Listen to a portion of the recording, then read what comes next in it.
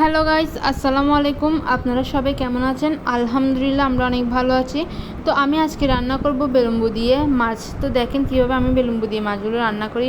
তো প্রথমে আমি চুলায় একটা হাঁড়ি বসা দিছি। এবার হচ্ছে কি হাঁড়িটা গরম হওয়ার সাথে সাথে পরিমাণ মতো তেল দিয়ে দিছি। তো দেখতেছেন এবার পরিমাণ মতো তেল দেওয়ার পর আমি আগে থেকে পেঁয়াজগুলো ভালোভাবে কুচি করে নিচ্ছি, তারপর হচ্ছে ধুয়ে নিচ্ছি পরিষ্কার করে। এবার হচ্ছে তেলের মধ্যে আমি পেঁয়াজগুলো দিয়ে দিচ্ছি।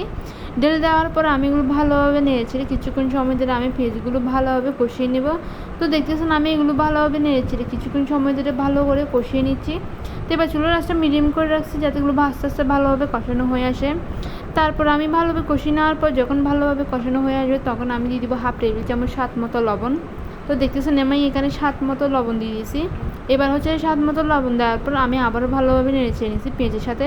তারপর দিয়ে দিব হচ্ছে 1 টেবিল চামচ আদা রসুন বাটা। তো আমি হচ্ছে এখানে 1 টেবিল চামচ আদা রসুন বাটা দিয়ে দিচ্ছি।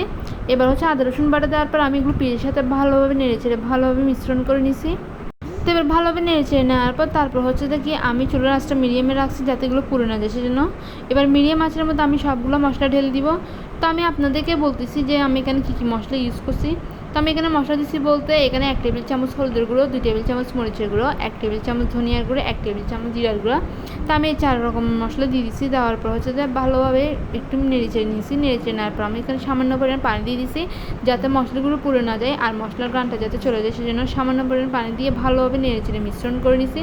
এবার আমি আবারও চুলার আঁচটা বড় করে রাখছি যাতে মশলাগুলো কিছুক্ষণ সময় ধরে ভালোভাবে কষানো হয়ে আসে। সেজন্য আমি ভালোভাবে নেড়েচেড়ে মিশ্রণ করে আবারও ভালোভাবে কিছুক্ষণ সময় ধরে কষিয়ে নিব। আর হ্যাঁ, আপনারা কিন্তু আমার পুরো ভিডিওটা দেখবেন। অবশ্যই আমার ভিডিওটা দেখে কমেন্ট করে জানাবেন যে আমার রান্নাটা কেমন হয়েছে আর কার কার এরকম বেলুম্বু দিয়ে মাছ রান্না খেতে পছন্দ টক টক করে অবশ্যই কমেন্ট করে জানাবেন।